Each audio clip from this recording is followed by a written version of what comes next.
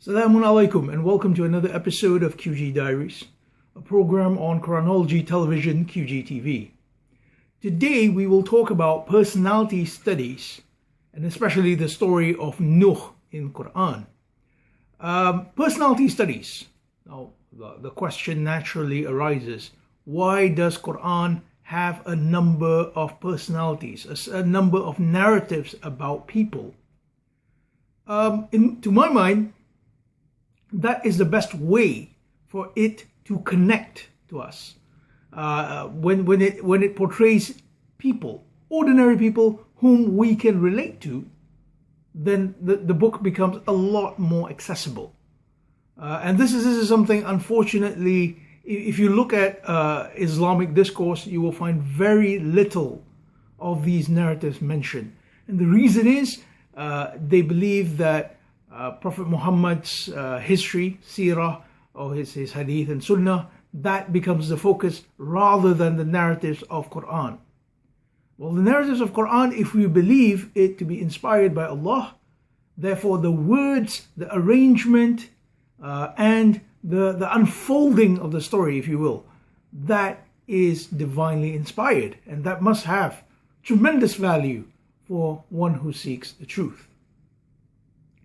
Quranology Institute has done, well, we say has done, but we are always a work in progress. But we have done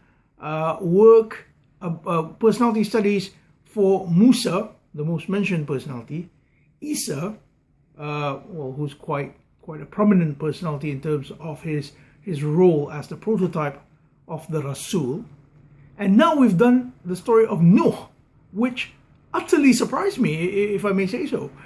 I was quite amazed at how the story of Nuh is laid out. Now, I have a link to the General Personality Studies page on the information section of this video, as well as the story of Nuh itself. Now, if you look at the page containing the story of Nuh, it is broken down according to the chapters. Now, why is it in that way? Because to me, the chapters are the natural story, the natural mode of tafsir for Quran. So if you understand the story and how it's told, and where it's told, you will come to understand the purpose of that particular chapter. So if you look at Nuh's page, it starts with chapter 3, Ali Imran, and he appears as a mention. Now, this does not make him any less important in that chapter. He's mentioned as one who received preference over the worlds. So what does Allah expect us as readers to do when we see that? To connect it back to the rest of the text. So Allah says He preferred Nuh in that ayah. He says, I preferred Nuh. And so our minds will automatically connect to the story or the process of Nuh. I call it the process of Nuh, which is expounded in chapter 7. So before Nuh is expounded, before he finally says something, he is mentioned 3 times. That's in chapter 3, verse 33, chapter 4, verse 163, and chapter 6, verse 84. So that's how intricate it is. And finally, he is expounded in chapter 7, verse 59, where he says, O my people, serve your Lord, Abdullah. There is no God but He. Verily, I fear for you the suffering of a big day, a great day. So this is the day where the floods come, and he was already prepared by building the ark. So what does the ark represent? To me, the ark represents our institution, which is, it could be called a social political institution if you like. I just think of it as a human institution which holds its people together. It carries its people forth. It resists being overwhelmed by the forces of nature.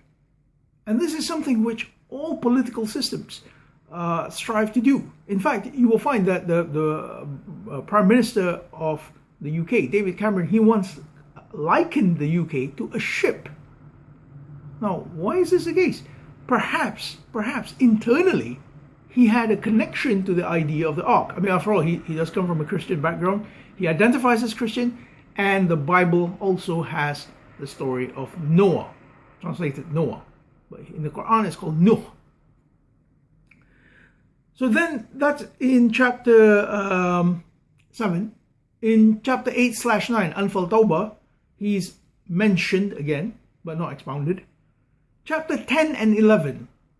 This is these are part of the Alif Lam Ra chapters, which are quite crucial to understand what it means to be a messenger. And Nuh is expounded in chapter 10, rather short in chapter 10, but he proceeds the use of Quran.